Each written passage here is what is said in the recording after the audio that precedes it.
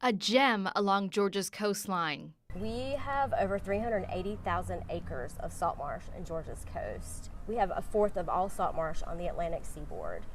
That's a lot. Is also one of our biggest guardians. It protects us from storms, hurricanes. Salt marshes absorb floodwaters and wave energy, decreasing property damage in nearby communities during hurricanes by up to 20%, according to NOAA. And it's a key player in limiting our carbon footprint.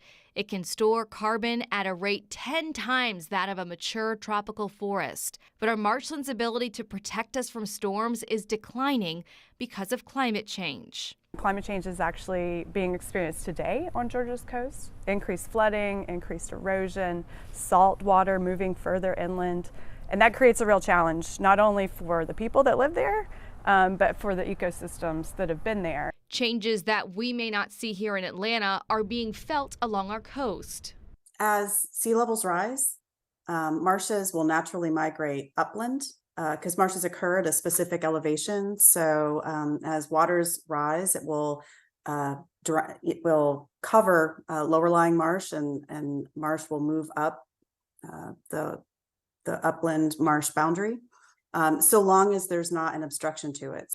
The brackish water during that migration creates ghost forests, poisoning trees that once relied on fresh water for sustenance.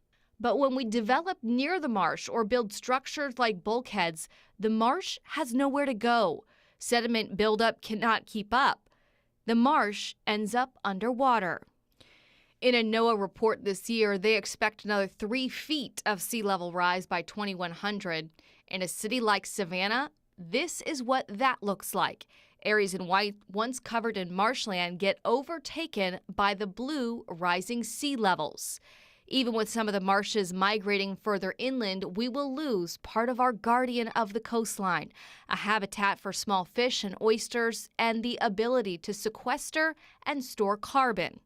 The Southern Atlantic Marsh Initiative, or SAMSI, is a network of more than 300 scientists, community members, and other advocates pushing for urgent efforts to make our coastlines more resilient. They just released a 10-year plan to protect the future of 1 million acres of salt marsh stretching from North Carolina to Florida, nearly the size of Grand Canyon National Park.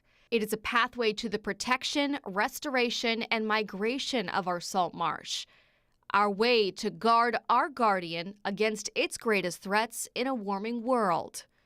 In Georgia, part of this plan includes obtaining funding to expand our network of living shorelines. A natural alternative to a bulkhead or a hardened structure along the coastline in Georgia, especially in areas where you may be encountering erosion or strong wave energy along a private property or a public property. And so living shorelines is basically a way of using natural elements that are found in our coastline anyway, oyster shells, along the bank, along with native plants, to help create a more natural bank shoreline rather than a hardened concrete shoreline that helps attenuate wave energy, reduce flooding, and help protect that shoreline using a more natural system than regular concrete. A novel concept at the turn of the century, these become equally or less expensive than its concrete alternative, and it provides a better habitat for the ecosystem. As sea level rises, we're going to see it encroach further on land. By putting in living shorelines, that marsh will be able to move landward.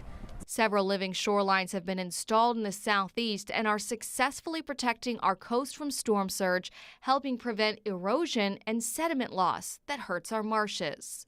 The plan also includes efforts to remove several non-natural barriers on the coast and to conserve higher ground near marshes to support marsh migration.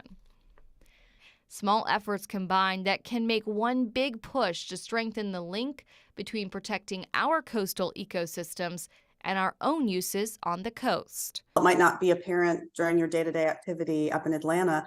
So many people vacation at the coast and enjoy the coastal environment. It provides an opportunity for recreation, a place to find solitude. So many people find that coastal area beautiful. And I think it's important that we work to protect it, not only for us today, but for our children and our grandchildren in the future. Guarding our guardian of the waterways. Meteorologist Melissa Nord, 11 Alive News.